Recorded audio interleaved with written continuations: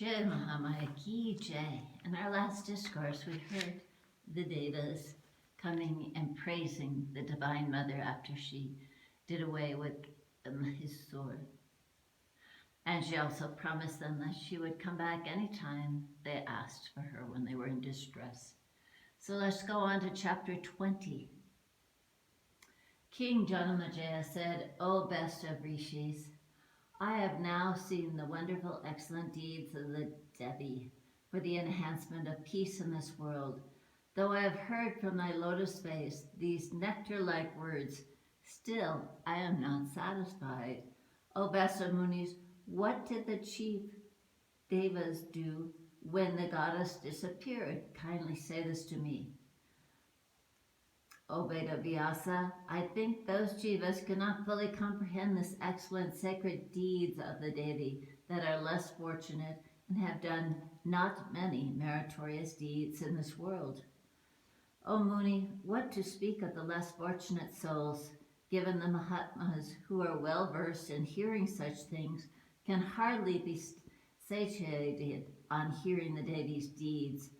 O fie to those that do not hear of these things, the essence of the essences, on hearing which men become immortals. The mother's Leela is to preserve the Devas as well as the great Munis, and to serve as a boat for the human beings to cross this ocean of the world. How can then the grateful souls forsake her? The pundits versed in the Vedas declare that the Devi's life is able to fulfill all the desires. Therefore, the liberated souls, that those who want liberation, the worldly souls, the diseased, all ought to drink incessantly the nectar-like nectar of the Devi's doings. Especially the kings that are engaged in dharma, in earning wealth and in enjoyments, ought to hear her life, O Muni. When the liberated souls drink the nectar-like doings of the Divine Mother, what doubt can there be with the ordinary human beings to listen with rapt devotion to those wondrous things, O best of Munis? It is those that worship the goddess Bhavani in their previous verse with beautiful flowers and bell leaves and other offerings that have, it is inferred, in their present births become possessed of rich enjoyments. And those devoid of any devotion that obtained this human body in this land of Bharata and did not worship the mother goddess, they are in their present births without grains and riches, diseased and void of any issues.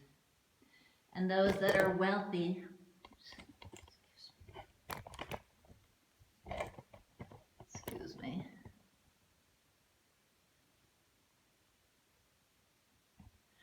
and those that are wealthy,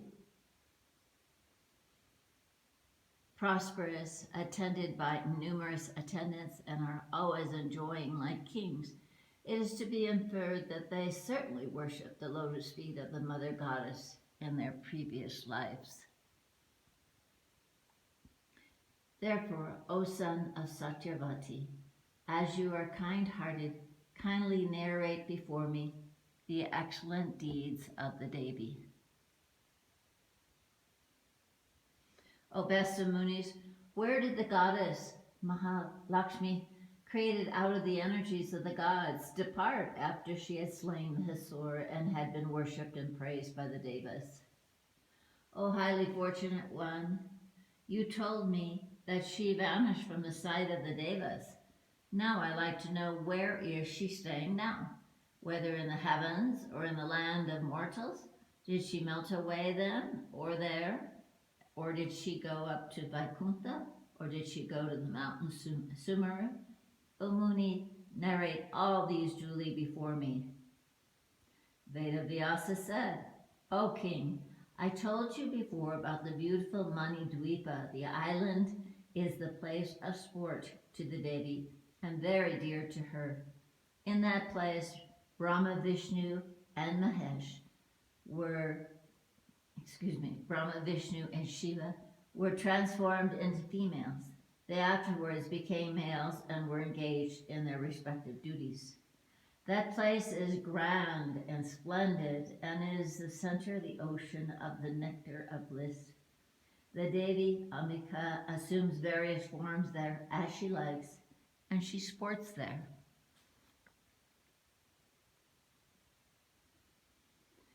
To that Manidvipa, the auspicious Devi departed after she had been praised by the gods, to that place where sports always the eternal Bhagavati Bhuvaneshwari, the incarnate of Parabrahma. When the highest goddess vanished, the Devas installed on the throne of Mahishur the powerful king Satyagna, endowed with all auspicious qualities, the lord of Ayodhya, and descended from the solar line. After making him the king, Indra and the other Devas went to their respective abodes on their own conveyances. The king, the Deva having gone to their places, the subjects were governed on the earth according to Dharma, and they passed their time in ease and comfort. It used to rain then timely, and the earth was covered with plenty of grains and wealth. The trees were all filled with fruits and leaves and gave enjoyment to people. The cows with their udders full like earthen pots gave such a profuse quantity of milk that men began to milk them whenever they liked. The river waters were all clear and cooling, and they flowed full in their regular channels. The birds grouped around them. The Brahmanas, versed in the Vedas, were engaged in performing sacrifices. The Ksatras observed their virtue and were engaged in doing charities and in their education. The kings held their rods of justice and were engaged in governing their subjects. Though the several kings were busy with various arms and weapons, they all became fond of peace. Thus no wars, no quarrels were seen amongst the subjects, and the mines yielded plenty of wealth to the people. O best of kings, there were the Brahmanas, Ksatras, Vaishyas, Sudras, who became the devotees of the goddess. The Brahmanas and Ksatras used to then to perform so many sacrifices that at every nook and corner in this globe, the sacrificial altar and the sacrificial post became visible. Atheism and unrighteous acts vanished entirely from the face of the earth. The people left all dry discussions.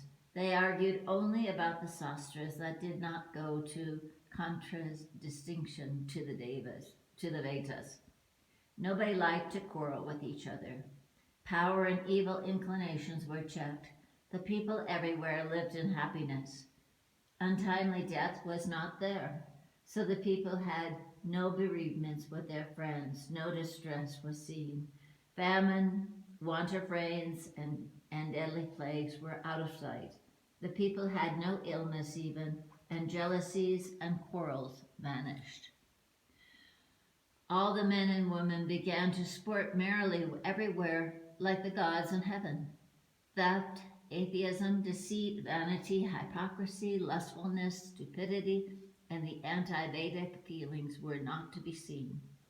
O Lord of the earth, all the men were then extremely devoted to their dharma and engaged in serving the Brahmanas.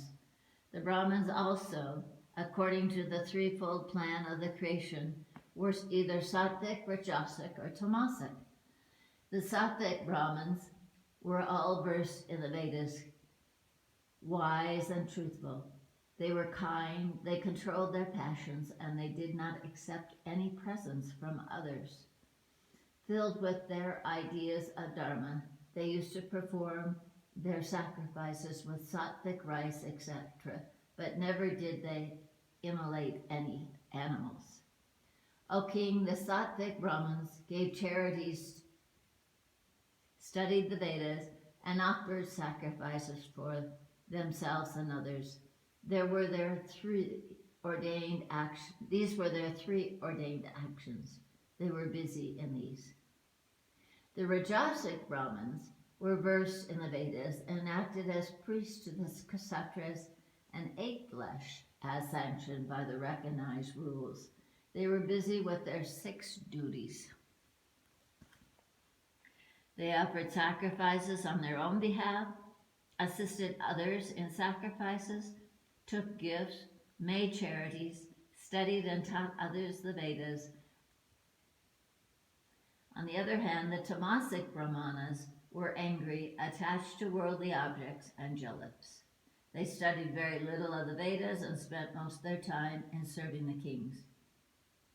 Mahishasura was killed. All the Brahmanas were glad and began to practice Dharma according to the Vedas, observed vows, and made charities. The Ksatras began to govern its subjects. The Vaisyas carried on their trading businesses, and the other tribes went on with their agriculture, preservation of the cows, and lending money on interest. Thus all men became very glad at the death of Mahisa. Devoid of cares and anxiety, the subjects got much wealth. The cows were endowed with auspicious signs and gave plenty of milk, and the rivers flowed full of waters. The trees looked splendid with the abundance of fruit. Men were without disease. In short, people had no mental agony, and too much or too little of rains were not there.